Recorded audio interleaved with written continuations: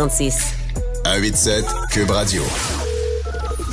Je donne pas cher de leur peau. Yasmine Abdel-Fadel. Et là, ils sont en pleine traversée du désert. Je pense pas qu'on peut s'attendre à ce que demain soir, on se couche et on dit « Ouf! » Emmanuel Latraverse. Bien que le gouvernement maintienne que pour l'instant, on n'en est pas là. La rencontre, Abdel-Fadel, Latraverse. Emmanuel,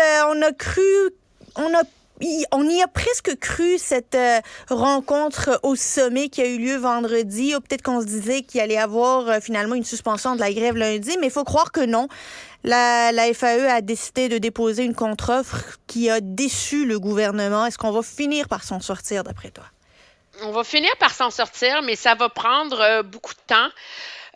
Parce que de part et d'autre, on a placé des attentes extrêmement hautes sur autour de cette négociation-là. On s'en rend compte. Pour le gouvernement qui atteint des sommets d'impopularité, ben c'est tant qu'à être impopulaire, on va aller jusqu'au bout de ce qu'on veut obtenir comme réforme, puis on fera pas de compromis là-dessus.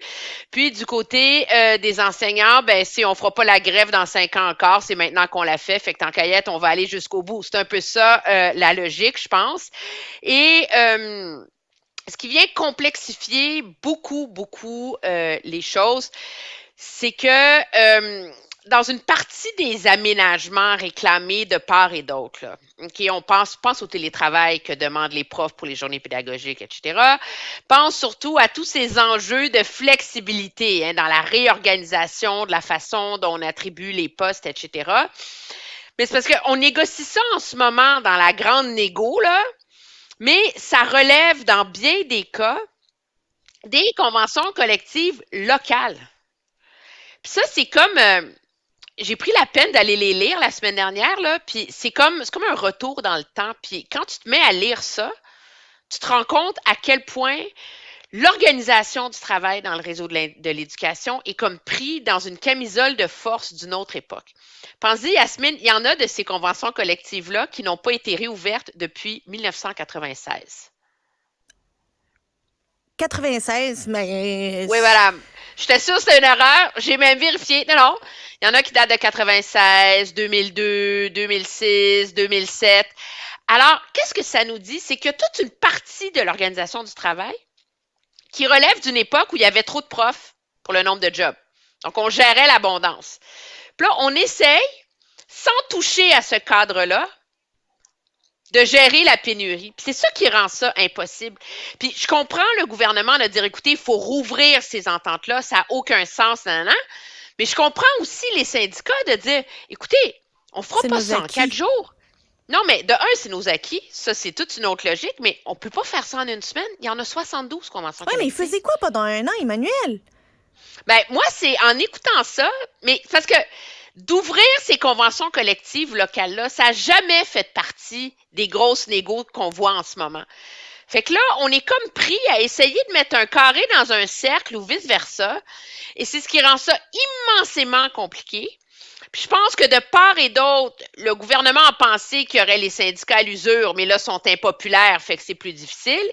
Puis les syndicats ont pensé qu'ils allaient pouvoir s'en sortir et pas aller là.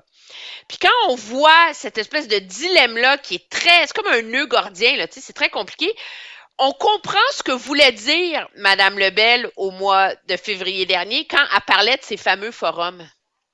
Elle voulait commencer la discussion at large. Elle voulait qu'on parle at large, à l'extérieur, pour retourner à la page à dessin. Puis comme elle n'a pas réussi à avoir cette discussion-là, mais là, maintenant, on est pris dans un carcan qui est très, très difficile à faire fonctionner. Puis, écoute, je suis pas devin, là, mais ma compréhension, c'est qu'on ne pourra pas s'en sortir sans qu'il y ait un niveau de confiance qui s'établisse où on dit on règle l'essentiel, une partie pour le fonctionnel dans la convention collective.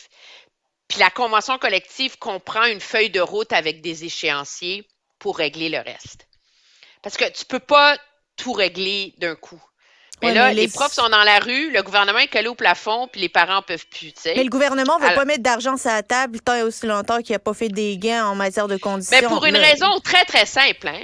C'est que, rappelle-toi, lors de la dernière convention collective, le gouvernement était en train de négocier, voulait avoir des gains et des compromis sur l'organisation du travail. Les profs menaçaient d'aller en grève. Monsieur Legault en pouvait plus. Puis finalement, qu'est-ce que le gouvernement a fait? Il a fait ce qu'il fait tout le temps. Il a fait un chèque, il a acheté la paix, on a signé une convention collective. Merci, bonsoir.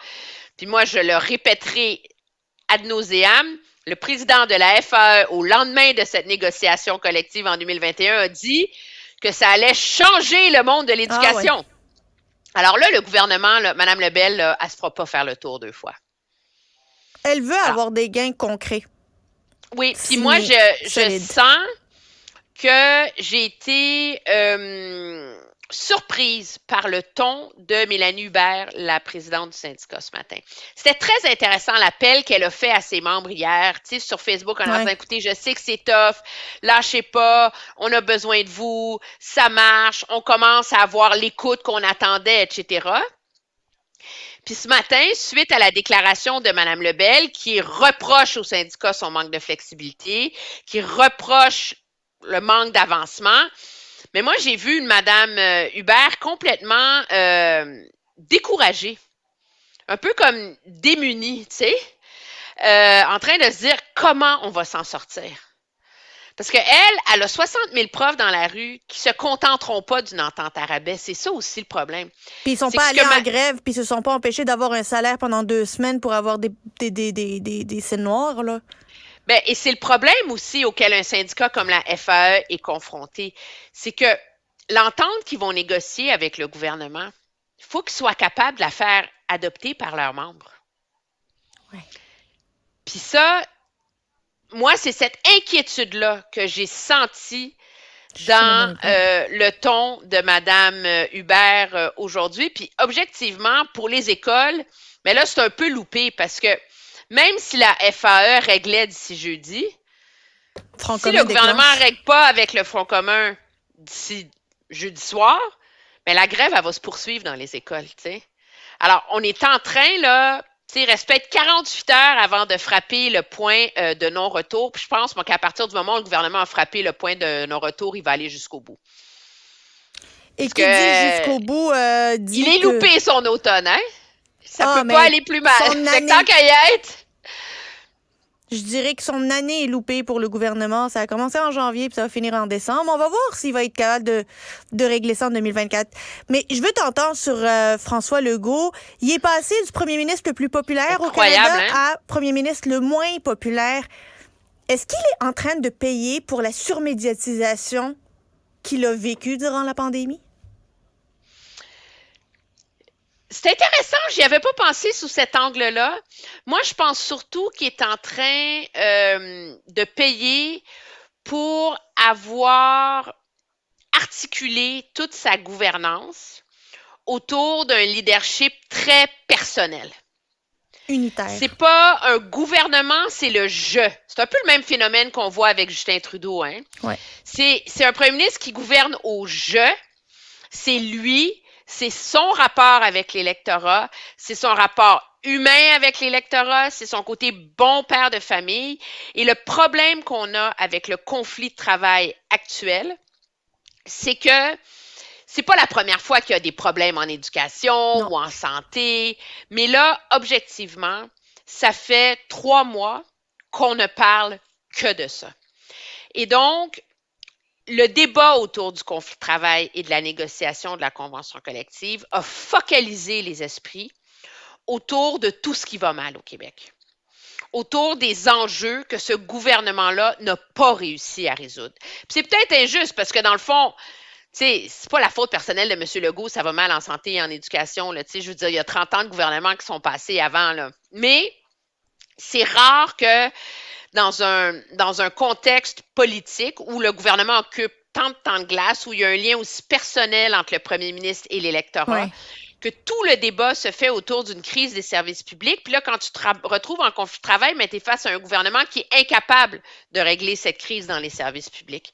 Et ça, je pense que ça accentue le ras-le-bol de l'électorat qui, dans le fond, On n'a rien à foutre de l'autoflagellation de M. Legault. Là, vous êtes fâché contre moi, gna gna gna gna. Puis qui ne réagit pas à ces coups de gueule erratiques, là, genre on tire la plug sur le 3e lien, on le renvoie à la caisse, sur le tramway, on le renvoie à la caisse, on donne de l'argent au King. Tu sais, c'est comme un gouvernement qui pèse sur le bouton à la recherche de solutions miracles. Là. Ben, on dirait qu'il n'y a pas de stratégie. Qu'il est dans une politique du tâtonnement. Là. On essaye ça aujourd'hui, on essaye ça demain. Aujourd'hui, j'ai trouvé que tu avais une bonne idée, mais on sent pas qu'il s'en va quelque part. Non, parce qu'il est pas capable de régler son problème de fond. Donc, il est désancré par rapport aux enjeux qui comptent le plus pour les gens. Puis, c'est pas un gouvernement qui a non plus à faire, là, on parlait de la crise des services publics. C'est quoi l'autre enjeu qui touche énormément les gens? Dans tous les sondages, d'un océan à l'autre, c'est la crise du logement. Et on a un gouvernement qui est complètement absent de ce débat-là. Oui. Totalement. Il n'est pas interpellé, ça ne l'intéresse pas. Il y a une ministre qui a un projet de loi que personne ne comprend, qui est absente. Et donc, les enjeux, ça va mal en santé puis en éducation. Et dans tout le reste, ça va puis mal. Le gouvernement est absent sur le truc qui touche le plus les gens. Fait que la filière batterie, là, est pas mal loin de la réalité de monsieur, madame, tout le monde, tu sais.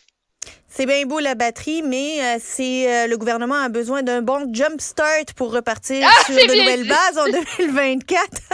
Emmanuelle Latraverse, toujours un plaisir de te parler. On se retrouve bientôt. Au revoir. Bye bye.